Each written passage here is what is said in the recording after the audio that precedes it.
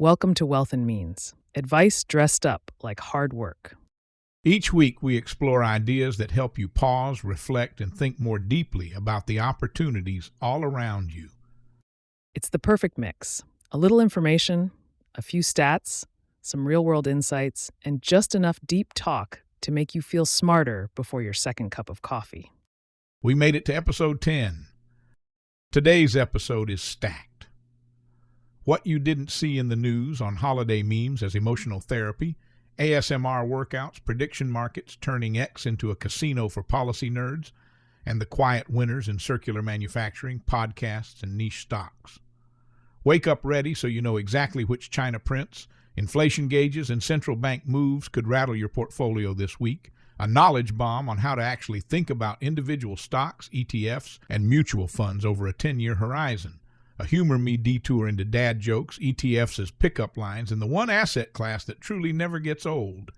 And we'll land it with a Let's Invent Again story about Margaret Wu, the chemist who redesigned motor oil at the molecular level and in the process helped power the modern economy. A quick thank you to our sponsor, Nost Moments at nostmoments.io. Share your most precious memories. Share the Nost Moments. All right, let's dive into what you didn't see in the news this week. The stories that somehow slipped between world-ending headline and celebrity posts dog photo. Starting with the internet's new holiday coping mechanism, the things not to get me this Christmas meme. People are roasting socks, candles, inspirational mug culture, basically anything your aunt buys in bulk. It's become this collective way of saying, please think of me as a human, not a Target end cap. It's festive, it's petty, and honestly, therapeutic. I mean, we've all hit that point where a gift feels more like a dare than a gesture. Exactly. And while that's blowing up, another trend is teaching us how to survive December without turning into a feral raccoon. The It's Very Important That You audio. Creators slap dramatic narration over micro tips like pre-cooking your week or setting your out-of-office early. It's got big, I've got my life together, but only on camera energy. But you can feel the cultural vibe. People want small habits that tell their brain, we're fine, we're festive, we are not unraveling. Speak for yourself. Ha! In the wellness world, meanwhile, fitness creators are whispering us into 2026 with ASMR workout videos. And they're huge. 500,000 to 1 million views for cozy yoga in front of a fake fireplace. It's like Peloton meets a spa commercial. A whole pivot away from feel the burn toward shh, let's stretch gently and pretend the world is soft. But here's something louder. Prediction markets are turning X into a fantasy league for nerds. People are betting on AI breakthroughs, Bitcoin highs, even celebrity breakups. It's half Vegas, half group chat, and the crowd that once debated Fed policy is now wagering on whether an iPhone will fold. Honestly, that sounds like an improvement. Speaking of responsible choices, circular manufacturing is suddenly cool. Videos of upcycled streetwear, factory scrap fashion, and sweaters tracked back to the exact sheep they came from are taking over sustainability feeds. Gen Z basically told brands, no more vibes-based greenwashing. Show receipts. And the receipts are trending. And then we get to the podcasts. Rotten Mango is having a nuclear moment. Atmospheric, lesser-known true crime stories pulling millions of views a week. Turns out people want spooky journalism with high production value. Who knew? Meanwhile, Midas Touch is quietly becoming the civics teacher we all needed. Their clips breaking down new housing bills and economic policy corners are exploding. It's the political version of, wait, why did no one tell me how Congress actually works? And over in self-improvement land, those 48 laws of power animations are everywhere.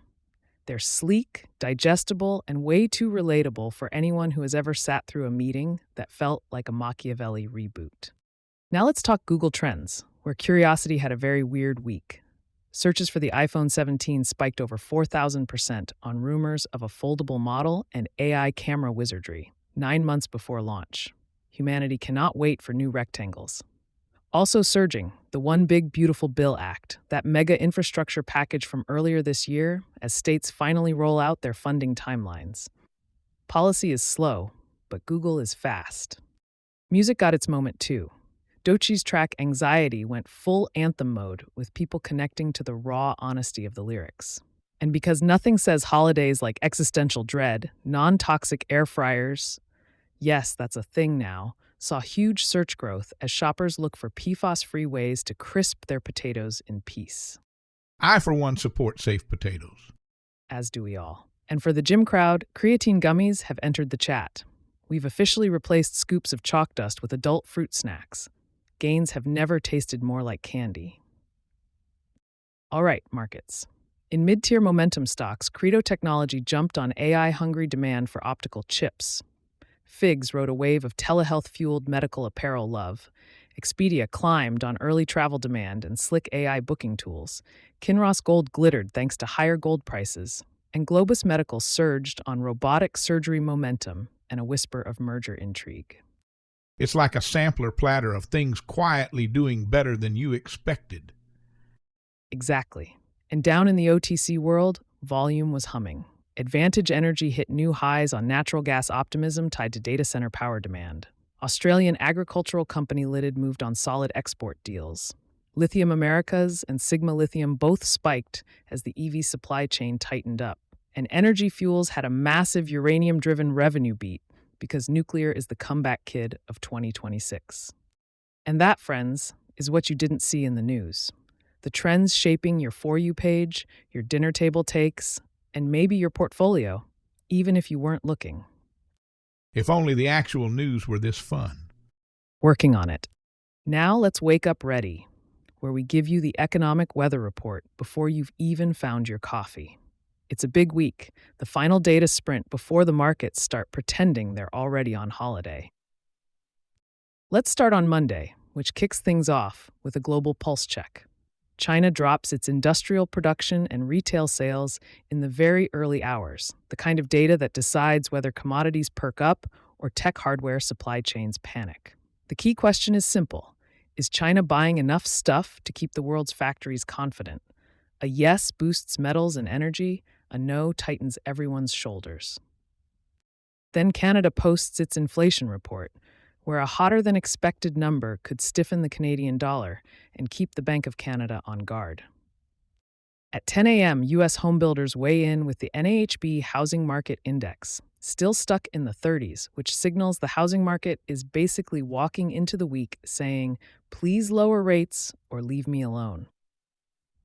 Meanwhile, the Empire State Manufacturing Index joins the party earlier at 8:30, giving us a regional read on factory mood. Are we humming or are we sighing? And while all that's happening, renewable energy leaders gather in Texas for the International Conference on Renewable and Sustainable Energy, where partnerships and clean tech funding announcements often sneak out quietly but move entire sectors. Tuesday steps in with the big labor moment, U.S. non-farm payrolls and wage data at 8:30 a.m. These numbers determine whether the Fed sleeps peacefully or stares at the ceiling.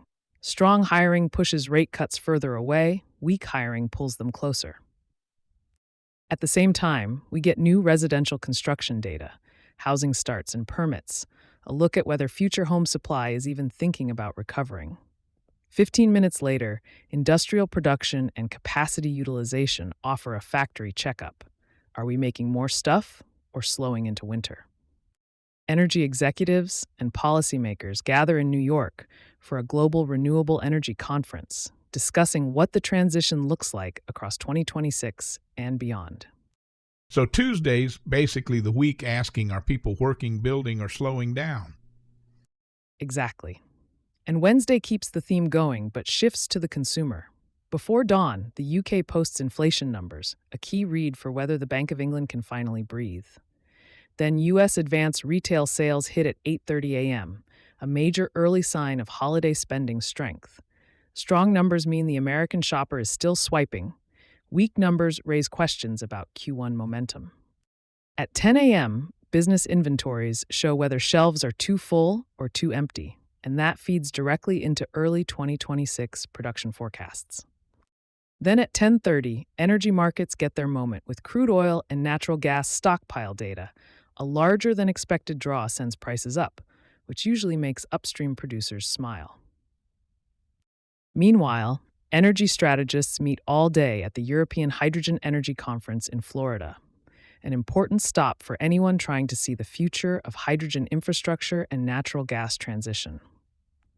Thursday is the main event economic day, central banks and inflation in one concentrated dose. The Bank of England announces rates first thing in the morning, and the question hanging over the room is whether a cut is finally on the table. A dovish move would weaken the pound and shift the European energy landscape. Shortly after, the ECB meets to decide Eurozone policy, where even minor hawkish hints can push the euro higher and tighten conditions for industrial tech. Then at 8:30 a.m., the US drops CPI, the big one. Inflation is forecast at 3% headline and core, and any surprise here instantly reshapes expectations for spring rate cuts. Hot data pressures high-growth tech, cooler data gives markets permission to exhale. At the same moment, we get the Philadelphia Fed Manufacturing Survey, a reality check on whether factory sentiment lines up with what New York reported earlier in the week. Friday closes the week like a season finale. Japan decides interest rates first, and any sign of further tightening could jolt global carry trades and send ripples through energy and tech. The UK releases retail sales around the same time, giving us one more pulse on European consumer health.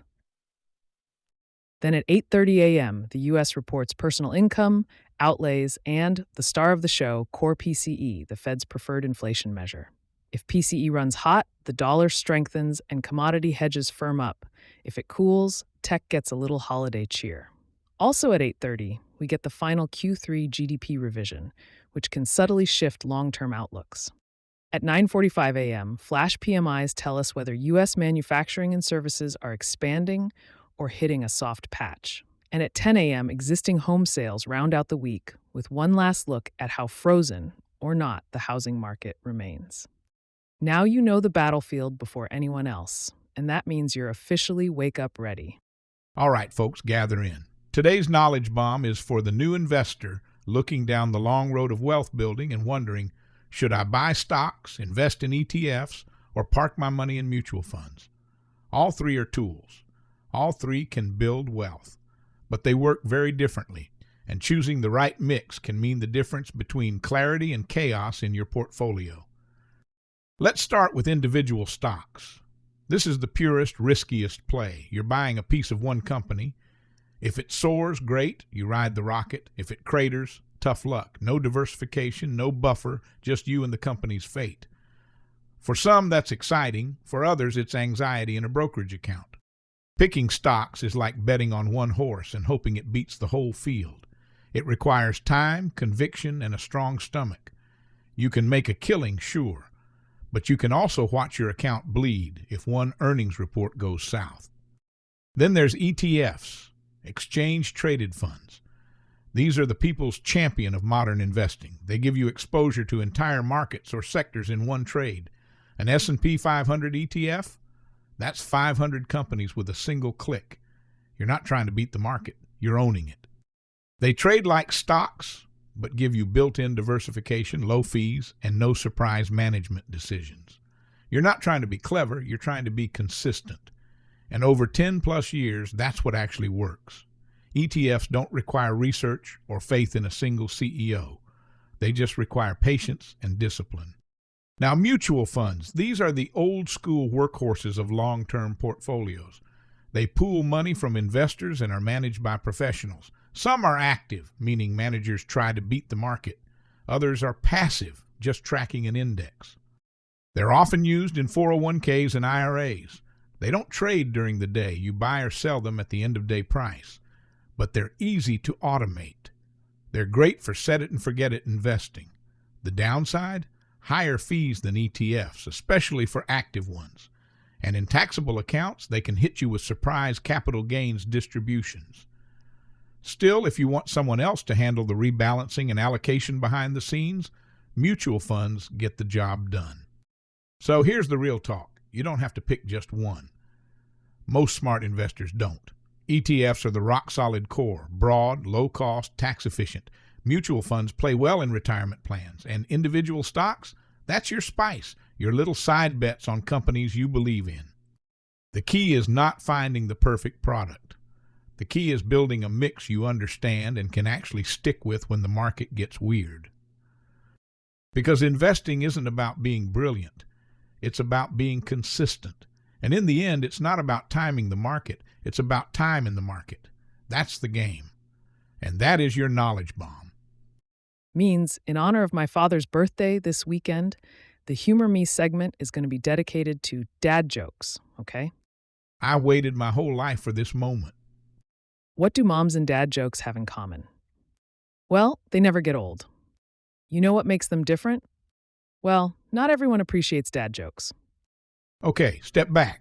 As my kids say, I'm about to take this too far. Why don't skeletons fight each other? Because they don't have the guts. Why did the Scarecrow win an award?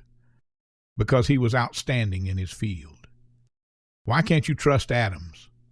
Because they make up everything. What's an ETF's favorite pickup line?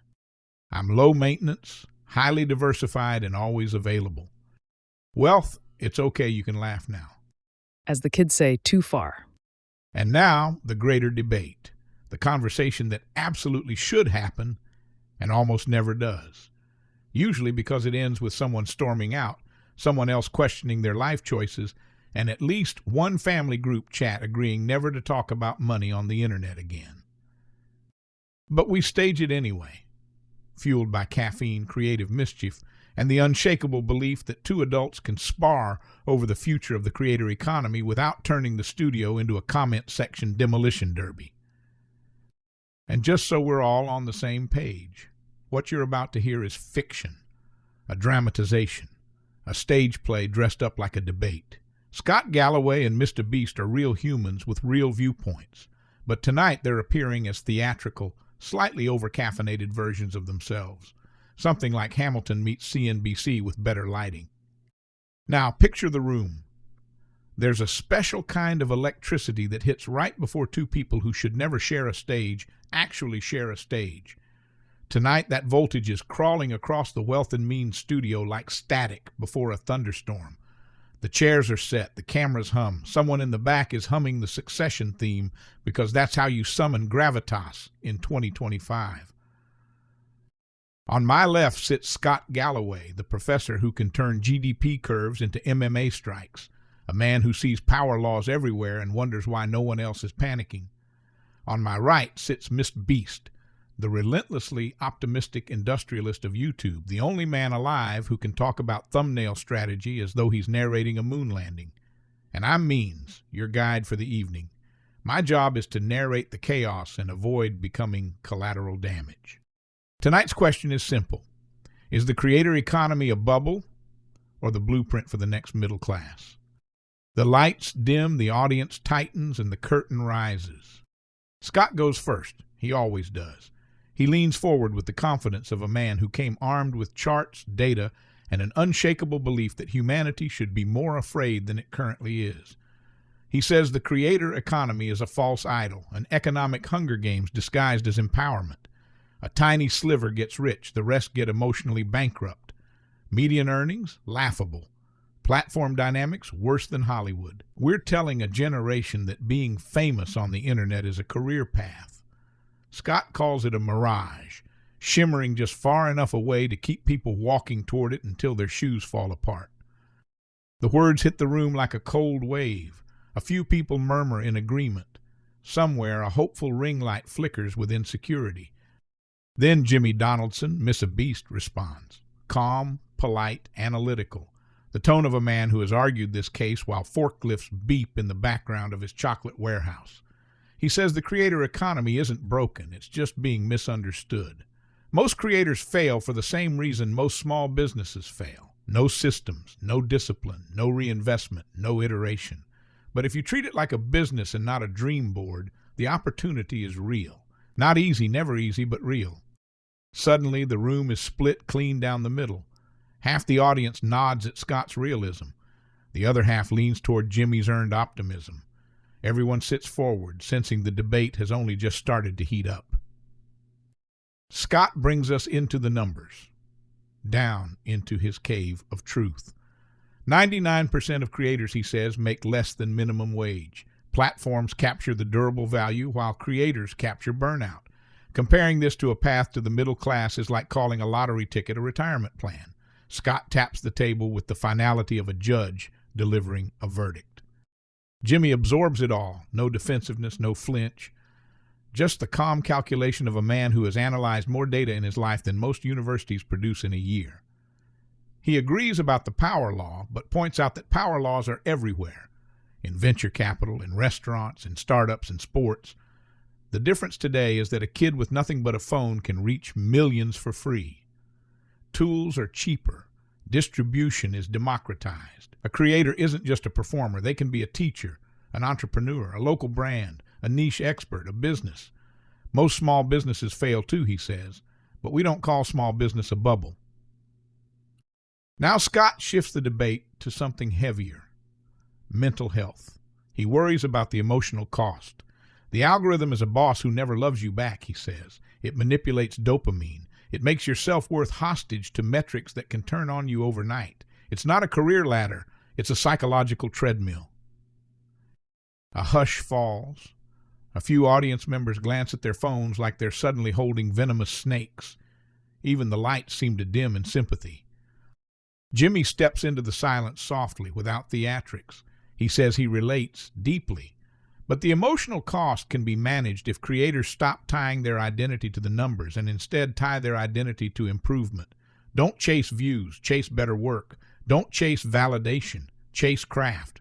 And besides, he says, a lot of traditional jobs are emotionally brutal too. We just don't talk about them. The internet didn't invent insecurity. It just made it visible. The emotional atmosphere shifts again, this time warmer, more thoughtful. The debate moves toward its center. Now the big reveal: bubble versus blueprint. Scott says it's a bubble because it runs on fantasy, because the platforms have all the power, because only a microscopic elite can ever thrive. Jimmy says it's a blueprint because creators build brands, teams, products, and jobs.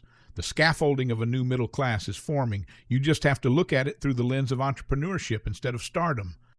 Two visions, two futures, two truths colliding under bright lights. In the final moments, the room feels suspended in equal parts realism and possibility. Scott, sharp-edged and unflinching. Jimmy, optimistic and operations-focused. No knockout punch, no final winner, just the recognition that the creator economy is not one thing, it is many things. Some dangerous, some promising, all still being shaped by millions of hands.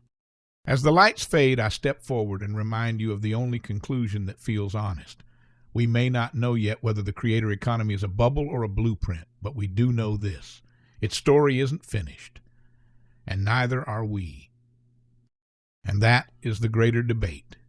Let's invent again, as I take you into a story that begins in a chemistry lab but ends in every engine bay, wind turbine hub, and industrial gear set on the planet. A story about how one woman, quietly experimenting at a bench while ideas flowed through her mind, reshaped the backbone of modern mobility and energy. Margaret Wu didn't set out to become the architect of modern synthetic lubricants. She grew up in Taiwan, the daughter of refugees, guided by a father who read the world through weather patterns and a mother who believed her daughter should aim at a discipline sturdy enough to build a life on. Chemical engineering, her mother insisted, would open doors.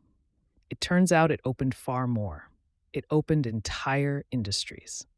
By the time Wu arrived in the U.S. on a scholarship in the early 1970s, she carried that mix of grit and curiosity that so many first-generation strivers know well. Rochester became her launching pad. The cold weather, she later joked, sharpened her concentration. PhD in hand, she walked into Mobile Chemical in 1977, one of only 3 women with doctorates in the building, and entered a world of metal reactors, catalysts, and crude-derived oils whose performance limits engineers had simply learned to live with. Oil at the time was what it was. It came out of the ground containing millions of molecular shapes, some helpful, others unpredictable. Those stray branches and mismatched hydrocarbons behaved like a team of employees who'd never met. Nobody coordinated, performance broke down under pressure, and the entire system aged faster than it should have. Engines wore out. Oil sheared apart. Waste piled up. Engineers assumed this chaos was the price of doing business. Wu didn't. The turning point came when she began experimenting with alpha olefins, simple molecules that could be built into long, uniform chains. What if, she wondered, a lubricant didn't have to inherit the messy fingerprint of ancient geology? What if you could design the structure yourself, molecule by molecule, and create a base oil that behaved like an A-team under both heat and cold? This question led her to the breakthrough that now sits behind nearly every high-performance lubricant in use today, the modern polyalpha olefin, or PAO. Her synthesis method, documented in her landmark 1989 patents, did something almost deceptively simple. It created molecules that all looked and behaved the same. No unruly side branches, no molecular freeloaders, just long, elegant hydrocarbon chains that flowed smoothly at sub-zero temperatures, stayed stable near engine-melting heat, and protected metal surfaces with a consistency that mineral oils could never replicate. If you're in the automotive world, that uniformity is the holy grail. It means less wear on engines, smoother lubrication films, and measurable fuel efficiency gains. If you're in industry, it means compressors, turbines, and gear trains that run longer, cooler, and with fewer catastrophic failures. And if you're an investor, or you think like one, it means a compound effect of reliability, efficiency, and maintenance savings that ripple across entire sectors. Wu essentially rewrote the physics of friction for the machines that run modern civilization. By the time she retired as ExxonMobil's first female senior scientific advisor, she held over 100 patents and had cemented herself as the quiet force behind a global shift. Today, as engines shrink and turbocharge, as EVs demand ultra-precise cooling fluids, and as wind turbines spin in conditions that punish anything less than perfect chemistry, Wu's PAO technology is not just relevant, it's foundational. Her work is the hidden infrastructure that makes modern efficiency possible. It's why cars can run longer between oil changes, why industrial downtime shrinks, why waste oil generation falls by millions of gallons a year. It's why wind farms can reach higher capacity factors, and why EV drivetrains don't overheat under the stress of fast acceleration. And the market has noticed. PAO demand keeps climbing, nudged forward by electrification, tighter emissions rules, and the global shift towards sustainability. It's a reminder that sometimes the biggest revolutions aren't the loud ones. They're the molecular ones, the ones happening in labs where a scientist is daydreaming, her word, not mine, about how to build something cleaner, simpler, smarter than nature ever offered. Margaret Wu's invention didn't win her a Super Bowl ad, but it quietly altered the performance envelope of every machine we rely on.